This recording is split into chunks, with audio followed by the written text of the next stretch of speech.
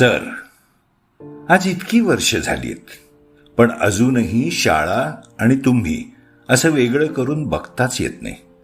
शाळेच्या आठवणीतल्या प्रत्येक फुलाला तुमचाच सुगंध जाणवतो.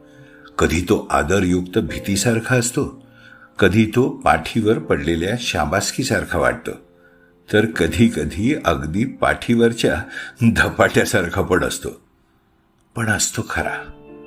सर, तुमचं अस्तित्व शाळेपुरतं मर्यादित नव्हतंच कधी. तुम्ही सगळीकडेच आमचे सर होतात. त्यामुळे शाळेतल्या वाटेवरून पुढे निघाल्यानंतरही तुम्ही सतत आमच्या आजूबाजूलाच होतात आणि अजूनही आहात.